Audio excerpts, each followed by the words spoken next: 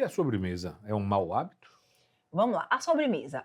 A sobremesa pode ser desde um doce, sei lá, um pudim, até uma fruta, né. Hum, Então, por exemplo, o que eu costumo dizer, se você quer comer doce como sobremesa, o que é que você pode fazer? A semana tem 7 dias. Se você comer doce 2 vezes na semana, não vai ter problema, até porque na pirâmide alimentar, que é um instrumento que a gente utiliza para, eu digo assim, mostrar como deve ser, né, uma alimentação mais equilibrada, ali em cima, né, no ápice da pirâmide, ali tem o quê? Mel, tem tipo um cookie, tem os bolinhos, tem os doces.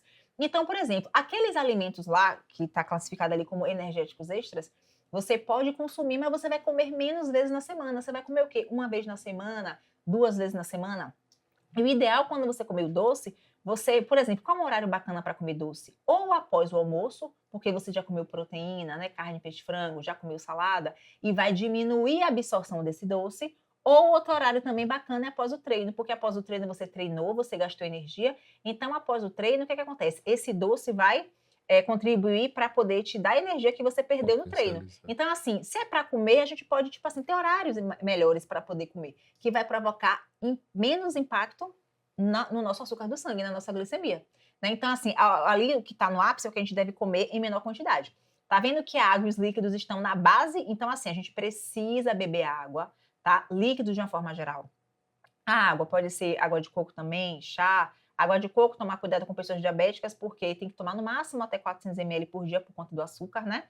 Aí ali no grupo um a gente tem os alimentos ricos em carboidrato, né? Por exemplo, pães, biscoitos, que devem ser na sua preferência integral. Ali no grupo 2 e 3 a gente tem no grupo 2 os legumes, né? Ou melhor, tem as frutas. No grupo 3 a gente vai ter também frutas, vegetais. Então, tudo isso é importante para que a gente tenha um equilíbrio, porque esses alimentos do grupo 2 e 3 são ricos em fibras, né? Hum. Ali o grupo 4 é o quê? Leite, derivados do leite. O grupo 5 são as leguminosas, né? Que é feijão, ervilha, lentilha. E o grupo 7 e 8 são os alimentos que a gente deve comer em menor proporção. Então, na verdade, a pirâmide alimentar ela é bem bacana porque ela mostra assim como é que a gente pode consumir aqueles alimentos com a frequência adequada, com a quantidade adequada. Então, assim, o que está em cima a gente vai comer menos, né? Então a gente não vai, tipo assim, comer mais doce do que beber água, né? O ideal, né? Mas o corpo inflamado, ele não tem jeito, né? Você pode não comer nada, mas ele está inflamado, ele não, você não perde, né? Na verdade, é o seguinte, a gente tem alguns sinais e sintomas de inflamação no corpo, que seria o quê? Muito inchaço, É. a barriga distendida, falta de concentração, memória, alergias alimentares também. Poxa, a pessoa, como, né? Ele, do nada começou a ter alergia a grão de bico, do nada começou a ter alergia a feijão, Cachorro quente. né? Então, o que que acontece? O excesso de cachorro quente ele não levou em conta, né? Que pode estar contribuindo para isso. Mas, enfim, aí quando a gente está inflamado, o que que a gente tem que fazer? A gente precisa procurar identificar aquele alimento que porventura pode estar causando isso. Por exemplo, ele já identificou, né, que o feijão e o grão de bico são ruins para ele. Então, o ideal é o É. quê? Ele não consumir. Porque aquele alimento que teoricamente é saudável para a maioria das pessoas, para ele não é. Então, ele nesse momento precisa retirar. A gente pode retirar os alimentos potencialmente alergênicos, que são o quê?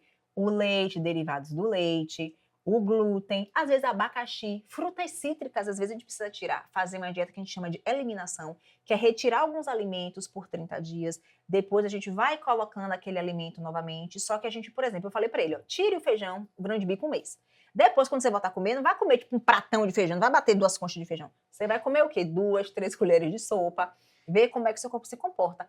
Pô, o corpo não sentiu nada, beleza. No outro dia a gente tenta 4 colheres de sopa, até você ver a quantidade que o seu corpo tolera. Porque às vezes o corpo dele não está tolerando grandes quantidades, mas às vezes uma pequena quantidade o nosso corpo tolera, né? Mas no caso, se ele cuidar, Sim, será que melhorar os hábitos alimentares. cuidar, inclusive, fazer os exames, ver as taxas, tá, olhar Com tudo certeza, né?